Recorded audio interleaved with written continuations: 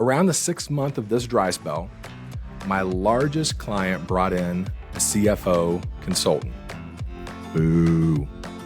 This consultant proceeded to change every partnership from food service to security to, yes, insurance. Once again, we had innovated their health plan only to be dismissed unceremoniously and without cause. I fought like a banshee to retain this client. I brought back every bit of data, including their own emails of praise, only 3 weeks earlier, but was coldly told, we brought this person in to do a job, we have to see how it pans out. And I was informed this via email. Double whammy. Whether you're here as a colleague in consultation, exploring advising as a vocation, or considering a partnership in employee benefits with my team, I hope you find value in these thoughts. Apply this truth to both your personal and professional relationships. Make it as clear as you can to all you meet you're on their side, working with them and not against them. In other words, put the needs of others before your own and surround yourself with folks that do the same. I'm Shane Wingo, and you're listening to the Working With Them podcast. Thanks again for joining me here for the podcast. And as a reminder, what we're doing with this podcast, at least in season 1, is we're going chapter by chapter through my new book, Working With Them. So if you haven't yet, I always suggest head on back to episode number 1. That's where we give an intro for how the book came about, what the book is all about, and then a quick summary, just a couple sentences on each chapter to really lay a good foundation for where we're going here. Well, today, as we start to wind down, this is chapter 9 of 10 chapters, so we're almost to the end of the book. And this is the part of the partnership that is that's probably the toughest. We're going to be talking about working with them through their departure. Now remember, and I mention this every episode, this book is based around my framework. I'm a consultant, I'm an advisor, so a lot of what we'll talk about here are prospective clients and working in that type of a relationship. But really and truly, this book at its core is a book about creating partnerships, about building relationships. So as we go through today's discussion, think about those relationships that have come and gone in your personal life. What's been your most common reaction to the loss of that relationship? Are you leaving amicably and leaving the possibility for reconciliation in the future, or are you quickly burning a bridge? With client relationships, you're doing yourself no favors by slamming that door. So let's get into working with them through their departure.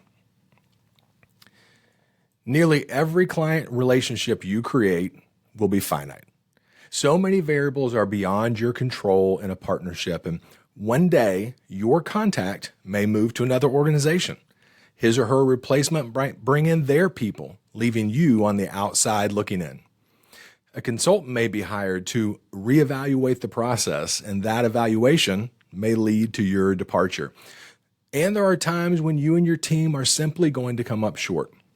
This specifically can lead to times of tremendous growth if you'll forego your ego. No matter the reason, your response to the departure can determine the future viability of reapproaching a lost client as a future prospect. When the signs are evident that change is pending, fight to retain your relationship. Lean on the accomplishments you and your team have achieved in partnership with the client. As we've outlined in previous episodes, sections of the book, you've cultivated a relationship that should have a fair amount of goodwill based on your character and the trust you've earned. So create a compelling case. Highlight your previous wins and accolades. Build a well-crafted, future-focused timeline to recover from that current obstacle. This is only effective if you stayed true to the philosophy and fulfilled the promise to be on their side. But when it becomes clear that the decision to part ways is final, leave with grace and kindness. Be willing to continue as a trusted advisor moving forward as they transition into their new partnership and beyond. This will allow you to remain close to the decision-making team as you work to reestablish a relationship. Be honest in the advice you give. If your comments are all intended to undermine their new partner, your motives will be evident and they will delay your chance to reconcile. Whether they're your client or not, show them you continue to work with them and not against them. Just as you documented the good times, invest time in truly understanding their reason for leaving and document that for your records as well. This is helpful in many ways, but most notably in your personal growth and understanding how to best reapproach in time. There may have been a role you and your team played in motivating a client to move on. Understand the catalyst and make improvements. Do not allow your arrogance to lead to additional lost partnerships because you stubbornly were unable to admit you still have things to learn. And understanding their motivation will allow you to best determine how you reapproach. Once you've successfully dealt with the cause of their exit, you have an excellent talk track for a new conversation. As you are exiting the relationship, make your desire to partner with them in the future clear. Create an agreeable timeline for continued communication and stick to it. If you email your clients on a consistent basis with pertinent information, offer to continue forwarding that information. If there are certain times of year that were set connection points with this client, ask if you can check in with them at these points throughout the year to gauge the success and contentment with the new direction of that partnership. Whatever it happens to be, create a schedule of communication similar to what you have been providing.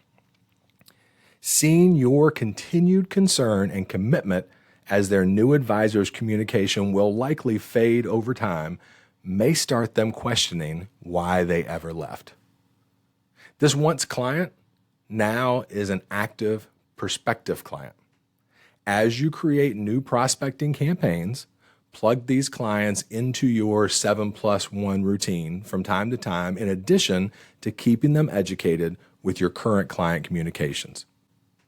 An ex will miss you much less if you totally disappear. But if you're around just enough to remind them of what they had, never know, right? If the decision to part ways was not unanimous by all decision makers, stay extremely close to your internal supporters.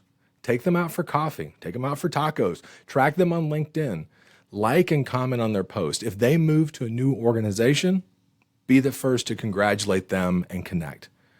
Whether they bring you back to your former client or take you with them when they leave, those who continue to support you through an exit will become your strongest allies. With that, we jump into this section's story time. Rejection is difficult. Whether the reasons for departure are justified or not, it stings when you hear someone say they don't want to play in your sandbox anymore. But like it or not, that call is often out of your control and just around the corner.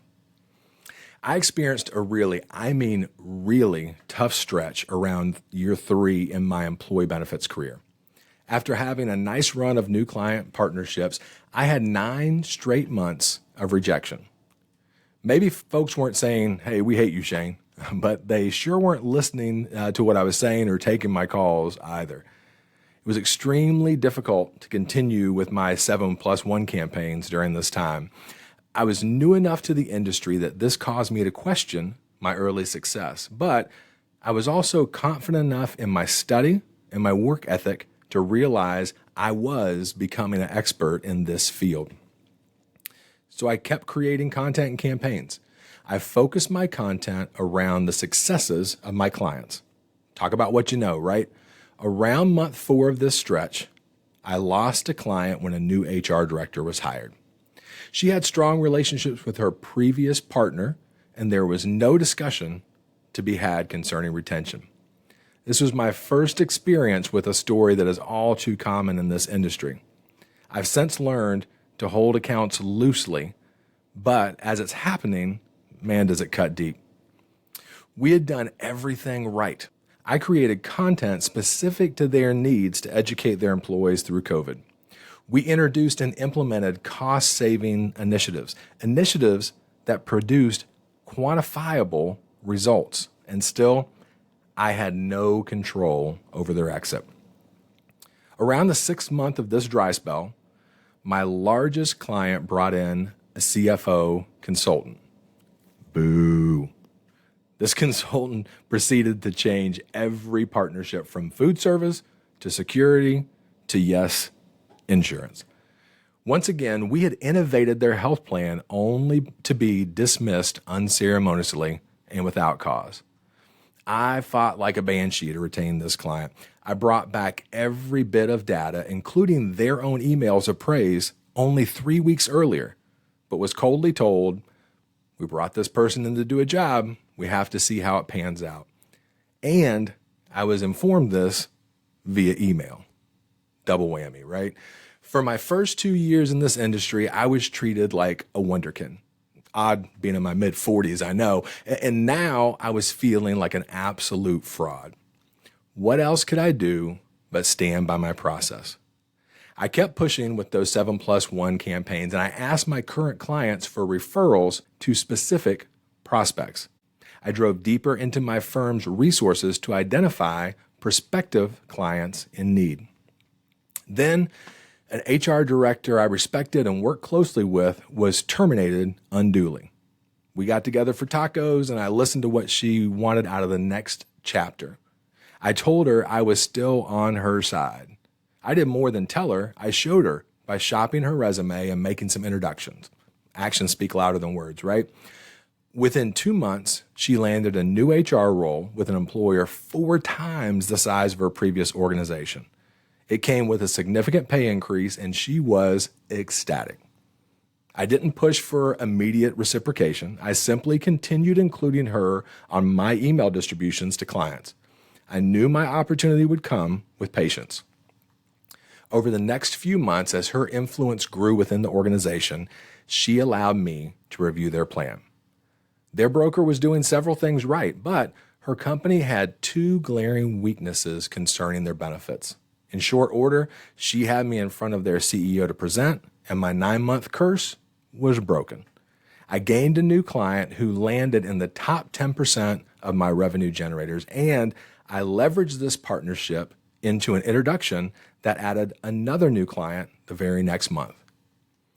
After 9 months of toil, questioning, and various levels of depression, I quickly created new client partnerships that were 2.5 times my employer's annual expectation and exceeded my personal goal I'd established at the beginning of that year. I accomplished this after an extended period of failing by consistently trusting a proven process. I did not allow what I knew to be a temporary circumstance to spiral me into disillusion. Instead, I continued to demonstrate to my existing clients and my prospective clients that I was on their side.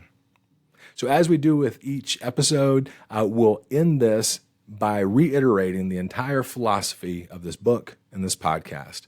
And today we'll say that as, make it as clear as you can to all you meet that through their departure, you remain on their side, working with them and not against them.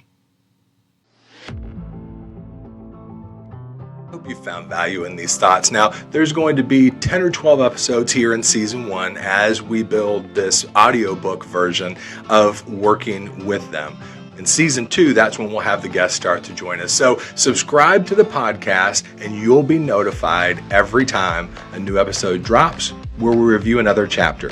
Now, the book itself, it's live on Amazon, kind of. It's live on Amazon for a pre-order. I'm going to put a link in the show notes to get you right there to all the places where you can find this podcast, but also where you can pre-order that book. It's going to ship on February 14th. So get your pre-orders in now so you can be one of the first to receive and read it. Of course, if you have any questions for me at all, whether they be about employee benefits, which I do daily, or whether it be about the thoughts that we talk about here on the podcast and are expressed in the book, reach out to me. There's going to be another link in the show notes that says Dot Cards. It has all of my direct contact information. It has my cell number, my email address, all my social media spots. So get in touch with me and let's connect if you have any questions. With that, thanks again for joining me, and do all you can today to make it clear you're working with those around you.